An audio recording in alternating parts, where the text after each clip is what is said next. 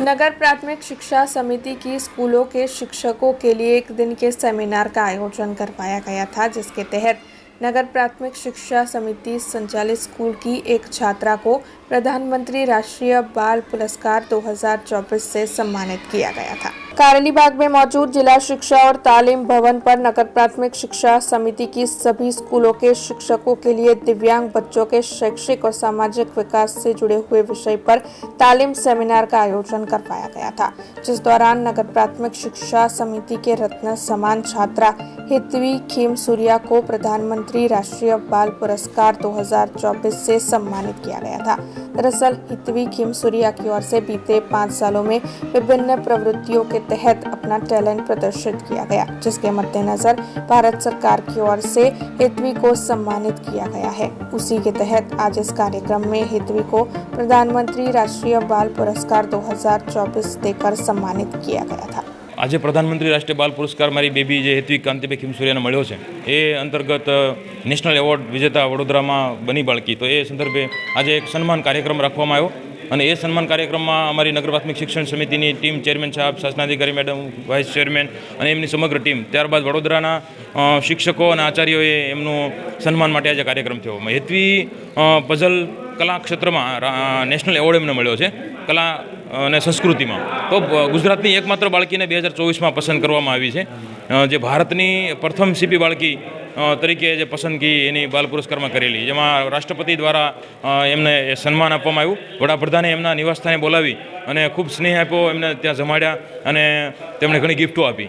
તો આ એક રાષ્ટ્રીય સન્માન દિવ્યાંગ બાળક માટે વડોદરાની અંદર એક ગૌરવની ઘટના બની છે અને આ તબક્કે હું એમના વાલી પિતા તરીકે કાંતિભાઈ ખીમસુરિયા, જે નગર પ્રાથમિક શિક્ષણ સમિતિમાં શિક્ષક છું અને સાથે સાથે હેતવીને આટલી ઊંચાઈ ઉપર લઈ જવા માટે જે પરિશ્રમ કર્યો છે એ પરિશ્રમથી આજે સફળતા મળી છે। દિવ્યાંગ બાળક પાસે ઘણું કરવું પડતું હોય છે, તો એની અંદર જે આ બાલ પુરસ્કાર સુધી જે આખી જર્ની બની, તો એમાં ઘણો બધો રોલ શિક્ષકોનો, માતા પિતાનો, મતલબ કે સરકારનો હોય છે અને એમાં બધાની ભૂમિકામાં માતા પિતાએ તટસ્થ રહી, શિક્ષકોએ તટસ્થ રહી અને આ નેશનલ એવોર્ડ સુધી પહોંચાડવી પડતી હોય છે। હેતવી 7 વર્ષ સુધી તમે જુઓ તો અમીબા જેવી સ્થિતિ હતી, પરંતુ એ ધીરે ધીરે મેં કલા તરફ વાળી અને આ સિદ્ધિઓ હાંસલ કરી છે।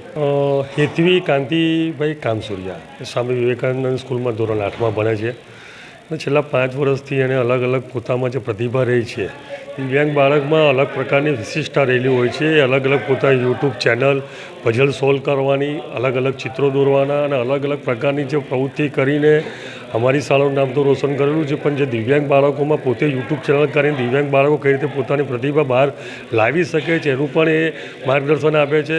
અમને ખૂબ આભાર, અમે ખૂબ આનંદમાં લાગણી અનુભવીએ છીએ અને આજે એનું સત્કાર કરવામાં આવ્યું છે। સાથે સાથે આજે સર્વ શિક્ષા અભિયાન અને જિલ્લા શિક્ષણ તરફથી વિશિષ્ટ બાળકોને કઈ રીતની ટ્રેનિંગ આપવાની એ માટે શિક્ષકોને તાલીમ દિવસનું એક આયોજન કરવામાં આવ્યું છે। એટલે શિક્ષકો અને બાળકોને કેવી રીતે સમાજમાં આગળ વધારવાના, એનામાં જે વિશિષ્ટ પ્રતિભા રહે છે એને કેવી રીતે આગળ વધારવાની એનું એક દિવસનું તાલીમનું આયોજન કર્યું છે।